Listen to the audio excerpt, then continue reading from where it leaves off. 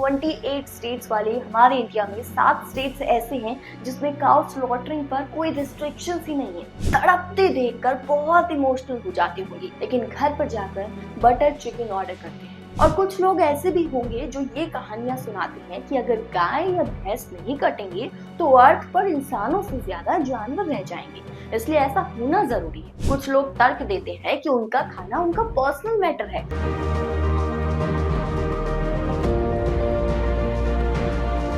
Cow is Article 48 of the Constitution, and this was debated in the Constituent Assembly and included on the grounds that cow is a special animal, and therefore Article 48 says that there shall be a ban on the slaughter of cows. अगर मैं आपको कहूँ कि इस एक गिलास दूध को पीकर आप हर रोज 9 लाख गायों की क्रूरटी को बढ़ावा दे रही हैं, तो क्या आप मानेंगे? इस बात पर यकीन कर पाना बहुत मुश्किल है, लेकिन सच यही है। और इस वीडियो के एंड तक आपको इस बात पर यकीन भी हो जाएगा कि इस दूध को जब आप पीते हैं तो आप हर एनिमल क्रूरटी को बढ़ावा दे रहे होते हैं। दूध एक ऐसी चीज है जो बचपन से ही हम सब पीते आए हैं। बड़े, बच्चे, बूढ़े, जवान हर कोई दूध पीता है और इससे हमारे शरीर को ताकत मिलती है, प्रोटीन और कैल्शियम मिलते हैं। लेकिन किस कीमत पर? इंडिया में करीब 60% से भी ज्यादा लोग नॉन वेजिटेरियन हैं और करीब 30% लोग वेजिटेरियन हैं और लगभग 9% लोग वीगन बन चुके हैं। नॉन वेज लोग अक्सर एनिमल क्रूरटी पर बात करने से कतराते हैं। कुछ लोग तर्क देते हैं कि उनका खाना उनका पर्सनल मैटर है। अगर वो जानवरों को मारकर खा रही है तो इसका मतलब ये बिल्कुल नहीं कि वो उनसे प्यार नहीं करते। और फिर आते हैं वेजिटेरियन लोग जो खुद के नॉन वेज ना खाने पर प्राउड फील करते हैं। इन्हीं में से एक थी मैं, लेकिन सिर्फ तब तक जब तक मैंने ये शब्द नहीं सुना था, अहिंसा दूध। यानी कि वो दूध जो गाय या फिर भैंस को बिना कोई भी क्रूरटी पहुंचाए निकाला जाता है, जैसे कि गौशालाओं में। सोचने वाली बात यह है कि हमें इस शब्द की आखिर जरूरत ही क्यों पड़ी। इस टॉपिक में आप जितने डेप्थ में जाएंगे, जितना इसके बारे में सर्च करेंगे, जितना इसके बारे में जानेंगे, उतने ही करीब से आप जानवरों के दर्द को महसूस कर पाएंगे। इंडिया में गाय का दूध सबसे ज्यादा पिया जाता है और भारत की सभ्यता में गाय को एक पवित्र प्राणी माना गया है। गाय को हम लक्ष्मी के रूप में देखते हैं। कहीं ना कहीं हमारे पूर्वजों ने गाय को जिंदगी का एक हिस्सा समझा था।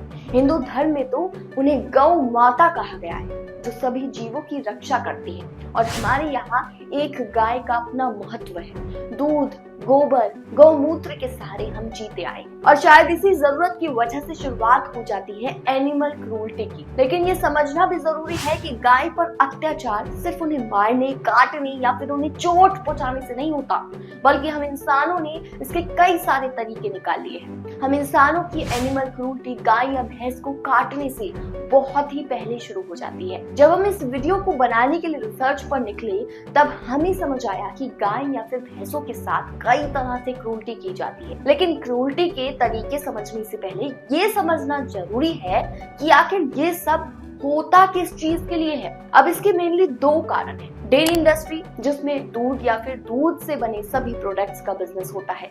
दूसरा बीफ इंडस्ट्री, जिसमें गाय या फिर भैंस के मीट का बिजनेस किया जाता है। अब इन दोनों इंडस्ट्री में बीफ इंडस्ट्री को थोड़ा नेगेटिव वे में देखा जाता है, हालांकि फिर भी कोई नॉन वेज खाना छोड़ता नहीं है। और दूसरी ओर है डेयरी इंडस्ट्री, जिसको एकदम पॉजिटिव वे में देखा जाता है। लेकिन ये बात बहुत कम लोग जानते हैं कि ये दोनों इंडस्ट्री आपस में इंटरलिंक्ड है और दोनों ही इंडस्ट्री में अगर हम डेप्थ में जाएंगे तो हर मोड़ पर हमें एनिमल क्रूरटी नजर आएगी। इस सब की शुरुआत होती है दूध से। आज इंडिया की डेयरी इंडस्ट्री 2 हिस्सों में बटी हुई है, एक ऑर्गेनाइज्ड सेक्टर, दूसरा अनऑर्गेनाइज्ड सेक्टर। ऑर्गेनाइज्ड सेक्टर में कंपनी दूध खरीदकर उसका प्रोसेसिंग, पैकेजिंग, डिस्ट्रीब्यूशन करती है, जैसे अमूल या फिर मदर डेयरी कंपनीज। लेकिन अनऑर्गेनाइज्ड सेक्टर में तबेले, दूध वाले, लोकल वेंडर और पशु पालने वाले परिवार शामिल होते हैं। लेकिन इंडिया में टोटल डेयरी इंडस्ट्री में ऑर्गेनाइज्ड सेक्टर का कंट्रीब्यूशन सिर्फ 20% है, बाकी 80% अनऑर्गेनाइज्ड सेक्टर से आता है। नेशनल डेयरी विकास बोर्ड के अनुसार भारत में पिछले 60 सालों में दूध का उत्पादन यानी कि प्रोडक्शन 19 गुना बढ़ चुका है, जिसकी वजह है भारत की दुग्ध क्रांति। अब गाय या भैंस का दूध पाने के लिए तरह तरह की चीजें और क्रूरटी जानवरों के साथ की जाती है। इसकी शुरुआत हो जाती है गायों को प्रेग्नेंट करने के प्रोसेस से।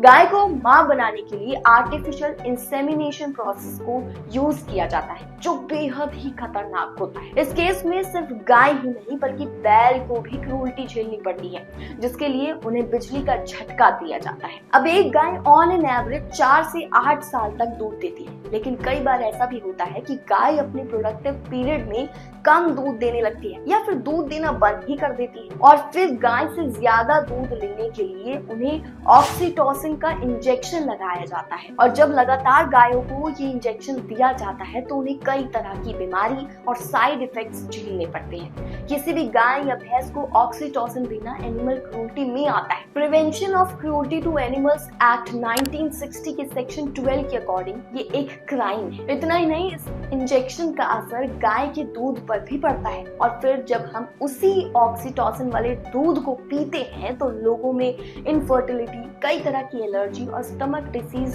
देखने को मिलती है।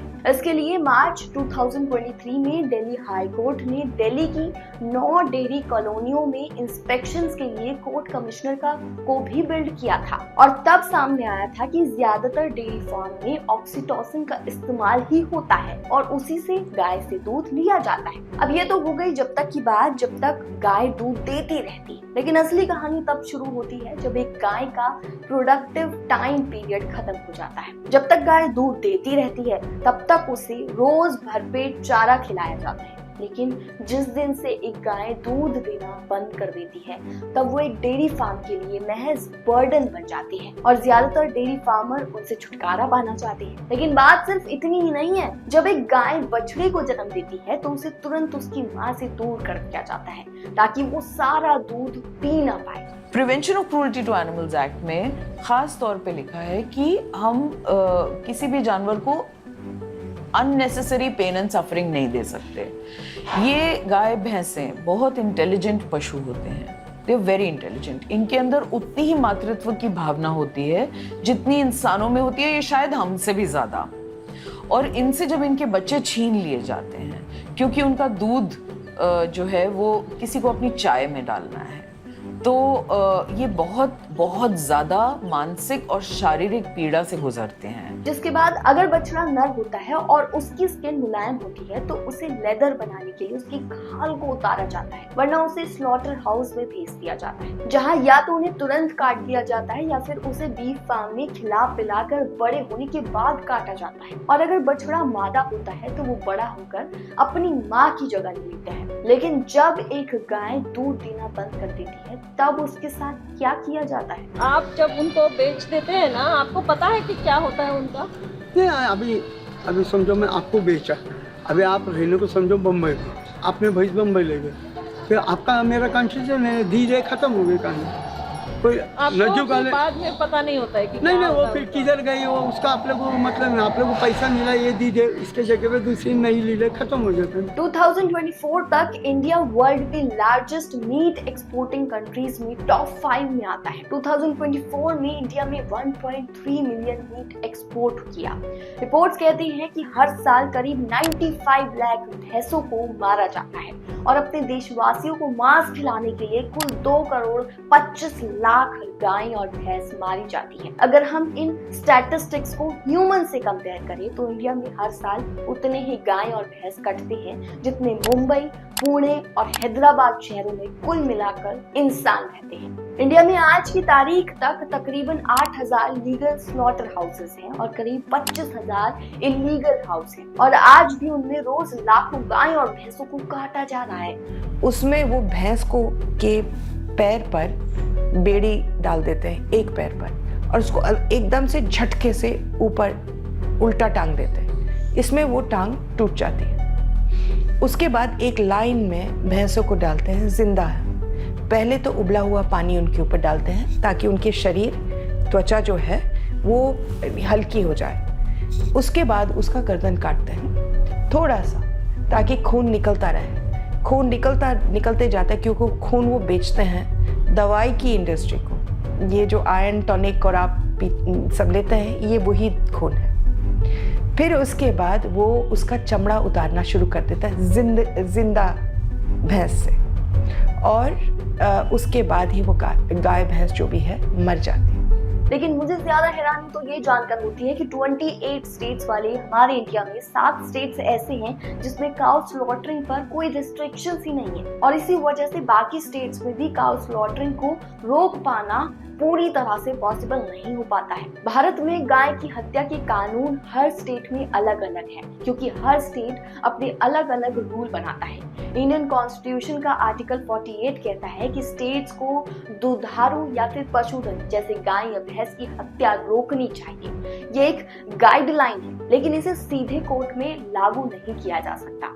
लेकिन कुछ राज्यों में यानी कि कुछ स्टेट्स में गाय की हत्या पर स्ट्रिक्ट रिस्ट्रिक्शंस है, जैसे कि उत्तर प्रदेश, मध्य प्रदेश, गुजरात, महाराष्ट्र, हरियाणा, राजस्थान। इन स्टेट्स में अगर किसी को गाय मारते हुए पकड़ा गया तो 6 महीने से 10 साल तक की जेल हो सकती है और भारी जुर्माना भरना पड़ेगा। लेकिन कुछ स्टेट्स जैसे कि केरल, पश्चिम बंगाल, उत्तर पूर्व के राज्य नागालैंड, मिजोरम, यहाँ कुछ शर्तों में गाय की हत्या की जा सकती है, यानी कि गाय हत्या की परमिशन दी गई है। जैसे अगर गाय पुरानी हो गई है या प्रोडक्टिव अब नहीं है तो उसे स्लॉटर करने की परमिशन आप ले सकते हैं। यकीन मानेंगे इस बात पर। इसके अलावा गाय हिंदुओं के लिए पवित्र है, इसलिए ये मुद्दा सेंसिटिव है। कुछ राज्यों में कानून के नाम पर कम्युनल टेंशन भी होती है और काउ प्रोटेक्शन ग्रुप्स विजिलेंट का काम करते हैं, जिसका क्रिटिसिज्म भी होता है कि ये कानून कुछ कम्युनिटीज को अफेक्ट करता है जो बीफ ट्रेड में। दरअसल प्रॉब्लम ये है कि स्लॉटर हाउस और डेयरी फार्म के बीच एक लिंक है जिसे आप, मैं और हम सब बहुत ही कन्वीनियंटली इग्नोर कर देते हैं।